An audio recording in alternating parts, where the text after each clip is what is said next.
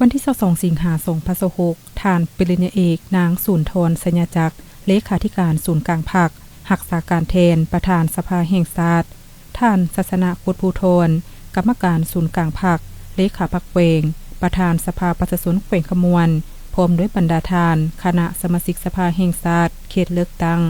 ที่12การนำเมืองภาคส่วนที่เกี่ยวข้องได้ลงเยี่ยมยามและมอบเครื่องช่วยเหลือให้ประชาชนผู้ประสบภัยน้ำท่วมอยู่เขตบ้านนาโพกถึงเมืองสิบังไฟและตาแสงตานเทิงเมืองหนองบกแขวงขมวน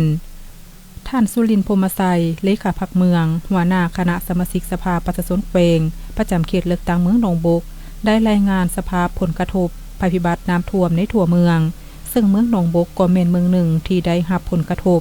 อย่างหนักหน่วงจากภัยพิบัติน้ำท่วมสภาพน้ำที่ไหลเข้าท่วมที่อยู่อาศัยและเนื้อที่ทำการผลิตของพ่อแม่ประชาชน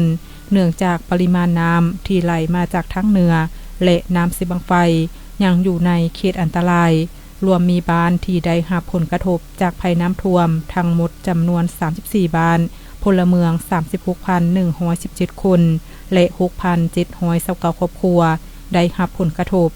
ด้านพื้นฐานโครงล่างเส้นทางหลายจุดถูกน้ำท่วมบ่สามารถสัญจรไปมาได้และยังมีเส้นทางอื่นๆที่ได้รับความยุ่งยากในการสัญจรมาฮอดปัจจุบันเส้นทางถูกน้ำท่วมบ่สามารถเที่ยวไปมาได้จำนวน21เส้นทางขาด BP 6 จุดคือทางบ้านดงกสินบ้านน้ำพุบ้านดงสะงำบ้านหาดไซโฟงบ้านหาดเสียงดีและบ้านตานเทิงรวมความยาว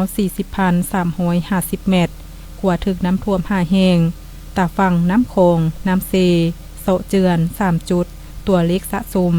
คลองชลประทานหลายจุดได้ถึกน้ำท่วม117เซนโค้งดินยาว 66,202 เมตรโค้งดินจี 66,115 เมตร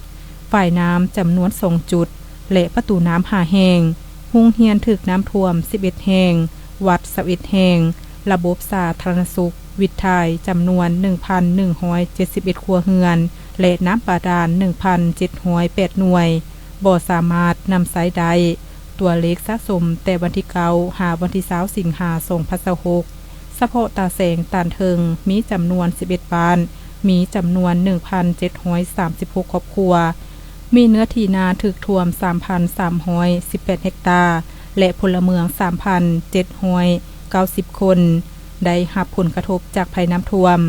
โอกาสนี้ท่านนางสุนทรสัญญาจักรยังได้นำเอาเครื่องอุปโภคบริโภคและปัจจัยจำนวนหนึ่งมอบให้แก่เมืองสิบังไฟ